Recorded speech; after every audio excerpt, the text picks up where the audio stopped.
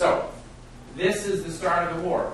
The whole time that the Soviet is doing this, we have conferences. We have the Casablanca Conference. We have the Yalta Conference. We end up with the Berlin Conference, right? And during these conferences, we're talking about what's going to happen at the end of the war. And what does the Soviet Union want? Well, let's rephrase. What does England and France and the United States want at the end of the war? This is an easy one. We want rule of law. We want the Soviet Union to agree to it. We start talking about what happens when we defeat Germany. Immediately, what do we want? The elections.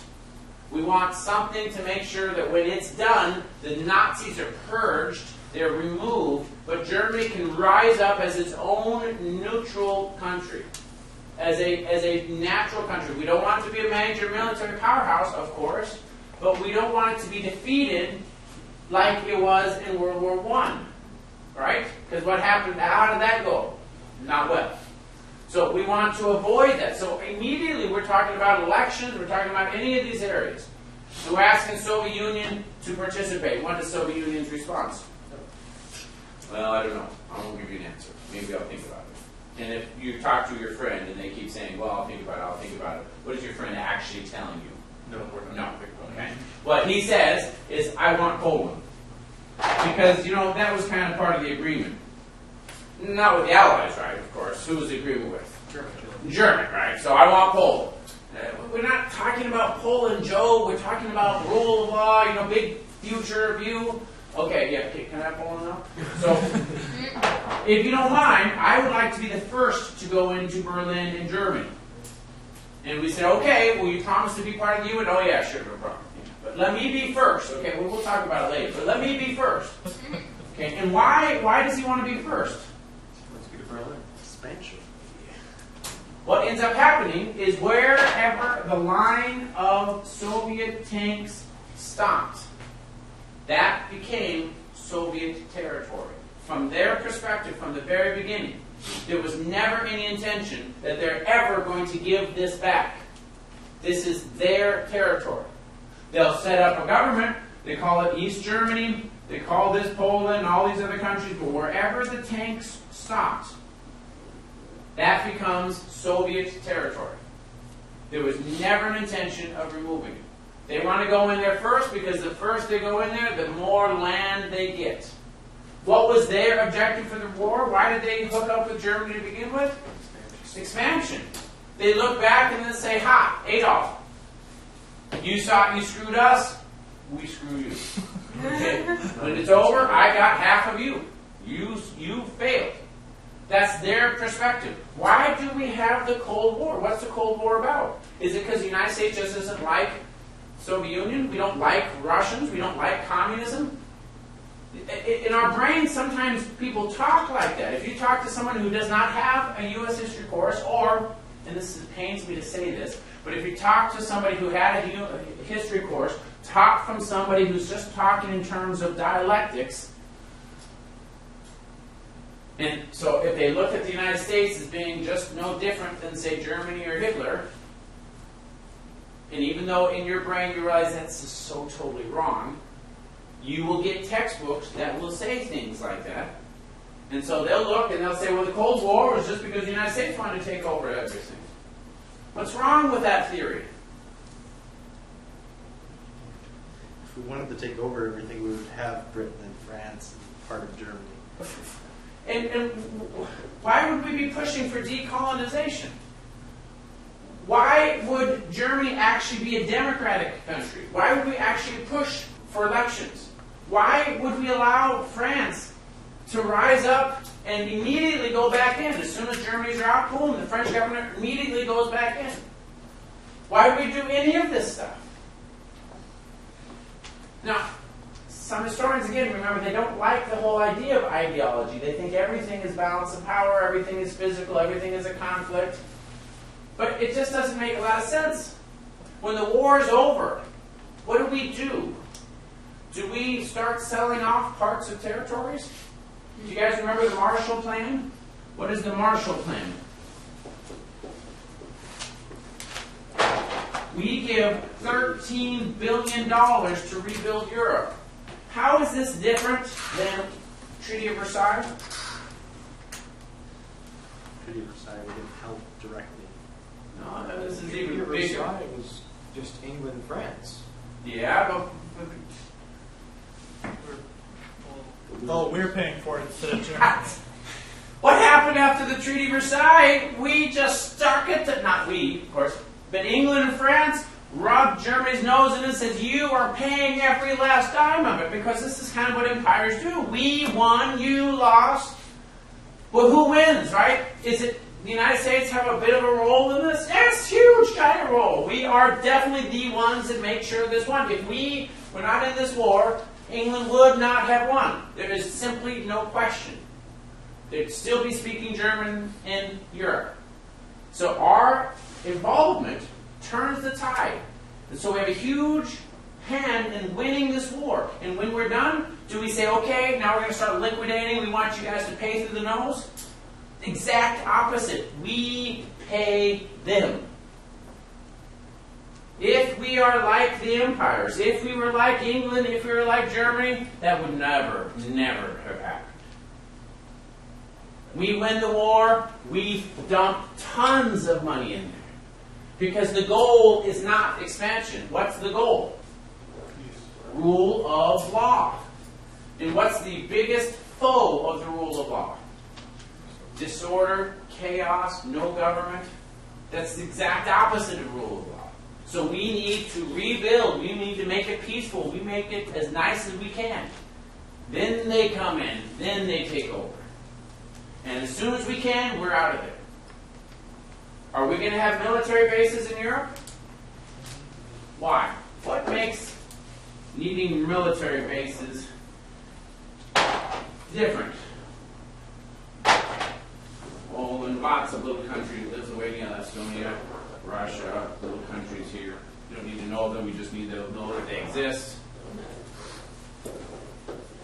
Okay.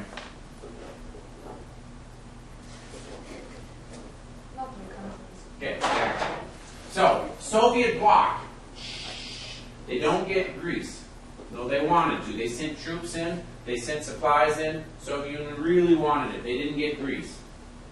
They got most of the upper stuff, but they didn't get Turkey. They wanted Afghanistan, they didn't get it. They didn't get India. They go over to the other side. What's over on the other side? China. China. Do they get China? Yes. Yes. Now, the difference, 1949, they get China, right? China falls in 1949. Now, it's a little bit different than saying taking West Germany. What's the difference between West Germany and China? Yeah, a billion people or so. Okay. Very big. But China was trained, Mao Zedong. Remember, he's the one responsible for the Communist Revolution in China. Where was he trained? Moscow, 1920, 21.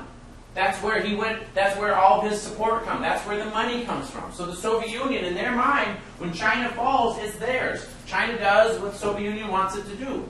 Like Germany, right? Everybody comes in, this is Soviet Union. This is the rest. It's divided up into three areas. You got the English, you got the Americans, you got the French. Because we're all democracies, we all pool our resources together and we hold elections. We ask the Soviet Union, are you going to join us? No. We'll do it ourselves. Yeah, we'll have elections. Amazing! 100% of the people want to be communist. Whew, that's a relief off of us. And same with all of these things. 100% of the people want to be communist. I say this jokingly, you guys do understand what I mean. Did they actually have a free election? Of course not. Did they have elections? Oh yeah. Soviet Union is really big on elections, right? When you get 100% support, even normal people realize it's not a real election. Okay. Soviet Union is get this territory. Now, if you remember, they wanted to go into Berlin first, so that's Berlin. It's in the Soviet side. It's in East Germany. Now, at the beginning of the war, at the end of the war, between 45 and 49, the Soviet Union was pretending that they're going to kind of play along, even though their words were exactly the opposite. Soviet Union said things like, capitalism will fall into the dust. The communist countries will take over the world. This isn't idle banter, right? But how did the Americans, how did the Allies react to these type of words? you know, he's just been crazy. He's got his own people, you know, they're communists, they're going to be different. He doesn't really mean that. Yeah, and what was Germany, when Germany said things like that, he didn't really mean this? We oddly were very, very open. How do we know this?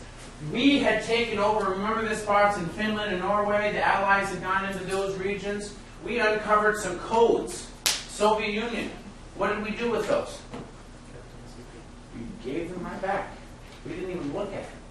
Because they're our allies. You don't do that with your friends, right? We had our opportunity, but that wasn't, we looked at them as allies. And we did this as a sign of good faith. You know, people that live under law follow certain rules. And if we can be an example, the Soviet Union will follow. This is our hope. We really want Soviet Union to join this. Why? Why would we care about this? Is it going to somehow make us a lot of money? And your textbooks might hint at this. Why? What would happen if we don't do this? What would happen if we don't have the rule of law? If we go back to the way the world was pre-World War I? We could end up having another world. You just have war after war after war. This is ideological, but it's also deeply pragmatic. We are trying to get the Soviet Union on board so that we have the rule of law, because rule of law is going to have more peace, peace, peace. We get this. Between 45 and 49, we had hope. The fact of the matter is the Soviet Union did not have real elections. We see this happening. We see these communist dictators basically being put in place. They are puppets of the Soviet Union. We see the things that the Soviet Union says. And then the biggest part, Berlin, because it's the capital, is also divided up into 4 places. UK, US, France, and Soviet Union. They each had their zone. Just like in larger Germany, UK, US, and France all operated together. But for Soviet Union, they refused. So you had West Berlin and East Berlin. Now you didn't have it, it wasn't called West Berlin, East Berlin, but there was a point when the Soviet Union basically says, you are all in our territory, and so we're going to put barbed wire around all of West Berlin. You're there, you got troops, we're not going to fight you, but we're just letting you know that you are in the Soviet Union, and now we're not going to pretend anymore. There's no way that we're ever going to give this back. This is all Soviet territory. We had elections. They all said they want to be part of Soviet territory. You guys have seen this. Ukraine had elections, right? And how'd that go? Yeah, oh yeah, we're dying to be part of the Soviet Union, or at this time now, Russia. Okay? So they all had their elections. They all said they're going to be part of the Soviet Union, and so you guys are in our space. And so we will allow you to leave, but we won't allow anyone to come in. Why is this a big deal? You'll starve. It's a siege, is what it is. So the United States and France and England have a choice to make. What's our choice? We're going to stay, or we're going to go. Well, what happens if we start a war over this? We fight. We're in war. Full-scale war. This isn't like a little country. This is big, giant Russia, right? Full-scale war, we have to use all of our weapons. What weapons do we have? You can't hold back. So do we want this? No, of course not. But what happens if we do nothing? Don't we remember when Germany takes over Austria? What did we do? Nothing. Germany starts arming the Rhineland. What did we do? Nothing. Okay? Czechoslovakia, they take Sudetenland. What do we do? Nothing. Wouldn't it have been better had we done something? We may have risked a war, but wouldn't a war in, say, 1936 or 37 been so much better than a war in 39? Could have been ended much quicker. So we're in a genuine issue here. Right now, the Soviet Union is weak, and we know it because we've been giving them all their supplies. Maybe we could just take them out. Of course, if we just took them out, what would that mean? Remember this future world order? What are we actually shooting for? Are we trying to take Russia? Is that at all any of our objectives? It's the last thing we want to do. Really, truly, the last thing. Because why? What happens if we take the Soviet Union? Is this going to give us peace? It's going to be constant war. That is not our objective. What we want is somehow for them to follow the rule of law. That's our objective. So is this a sticky situation? Of course it's a sticky situation. You don't want to start and attack the war. You don't want to do nothing, because the other lesson that we learned is, what does appeasement do? If you do nothing, what can you pretty much guarantee? War. This doesn't defer war or delay war. It causes war. You are giving an incentive for them to be aggressive. And so here they're being aggressive. We do nothing. What are we telling the Soviet Union? They can take anything, and what are we going to do? Nothing. And this is not a huge territory. Berlin, I mean, it's a perfect test case for the Soviet Union. If we don't stop Berlin, why not take Greece? Why not take Afghanistan? If we got Greece and Afghanistan, why not take India? So what is our response? What do we end up doing? We follow a policy called containment. Okay? And containment basically means we're not going to attack them, but we're not going to do nothing. It's somewhere in between. We are just going to stay our ground, and we're not going to allow them to expand. Now, the heart of containment really has a strong ideological containment. It's very pragmatic. It's the guy sitting on the field that says, "Don't beat up my friend. I'm going to stand here. I'm not going to throw the first punch, but I'm not going to allow you to beat up my friend." And kind of standing up is enough often to cause the bully to stand down. It doesn't remove the bully, it doesn't get him off the playground, but at least it stops the hostilities right then. So there's a very pragmatic approach to this. But at the same time, there's a very ideological approach. Where's the ideological approach? Can someone tell this to me?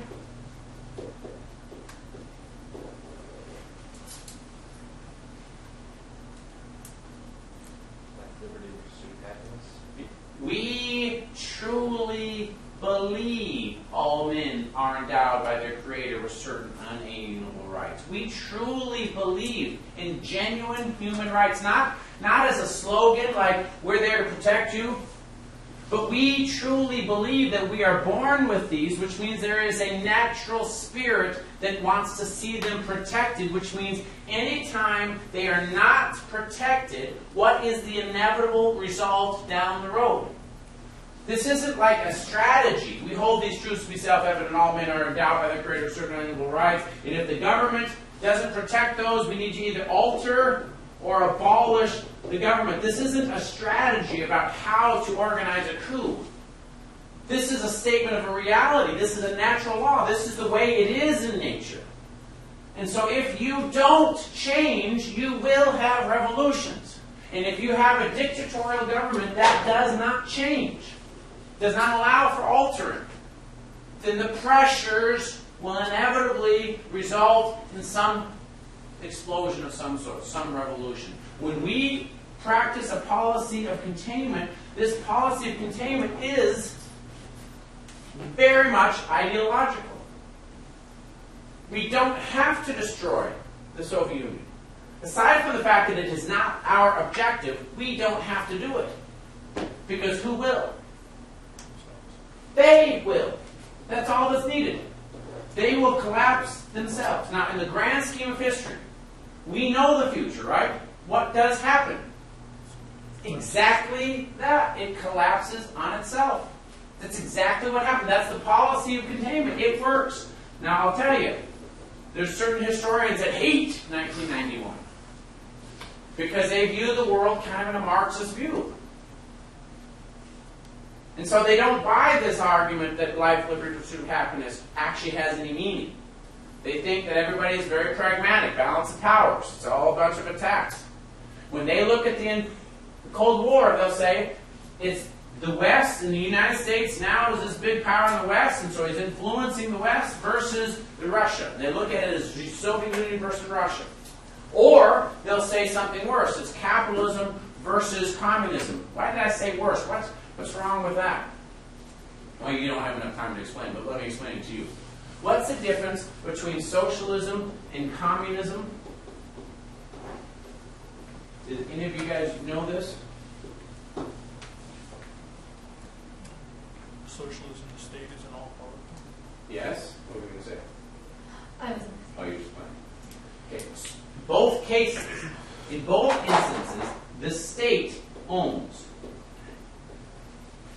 Now, in communism, in full communism, the state owns like everything, but very few countries were totally, truly communist. Even in at the beginning of the Soviet Union, almost immediately after the communists took over, they started inviting companies to come in. They couldn't control everything, they just can't, but they tried as best they could. So it's not just so much that they own, but they do, if they don't own everything, they regulate everything. The real difference is that communism is a dictatorship and socialism is a democracy. If the United States just hated communism, if we hated that, why would we ever be friends with England and France? Because after the war, what did England and France become? Both of them. They both became socialists. The government started doing this government health care. They started having a huge hand regulating the government. France, even more. The Scandinavian countries, even more. Tax rates at 75 to 80%. You understand what that means? That means that 80% of what you make is going to the government. But they're paying for everything. The government's paying for all sorts of your stuff. It's a socialist economy. If we didn't like communism, why would we be friends with them? It's not communism that we're upset about. What were we upset about? What was it that caused us to not want the Soviet Union to expand? It's not the economy. It's the rule of might. It's exactly what it is. It's a dictatorial state.